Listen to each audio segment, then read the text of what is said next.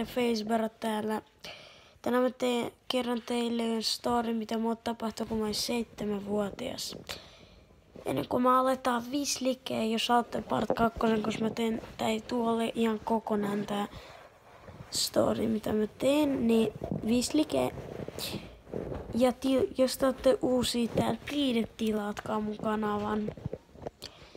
Ja sitten aloitetaan.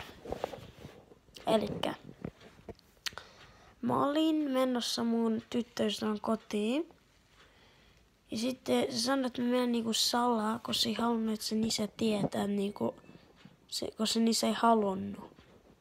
Sitten kun se tuli joskus niinku huoneeseen, mä menin sohvan alle. Sitten sen koira näki mut onneksi se isä ei nähnyt niinku sitä juttua. Sitten mä menin niinku pois.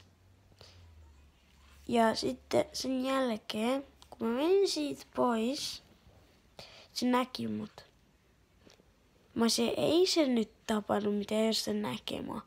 Sitten mä toisin, että se on seuraamassa mua. Mulla oli pyörä silloin. Silloin oli auto. Seurasi mä autolla. Mä menin piiloon. Sitten se ei nähnyt mua. Mä menin puskaan piiloon. Ja mä olin sille, mä oon chillisti tää sinne. Se tuu ulos, missä vaan sä oot. Mä olin nyt mä chillan täällä puskassa. Sitten niinku, mulla oli vaikea niinku hengittää. Sitten mä olisin, no niin, kun se ei oo katsomassa, mä juoksin täysin, mutta se juoksi, se näki ja se juoksi. Se oli silleen, mä tuun ottaa sua, sit se sai mut. Ja sitten part 2, tää oli niinku vähän lyhyt, mutta part 2, niin sitten mä kerron teille, mitä se teki mulle. Ja miten mä oon nyt elossa.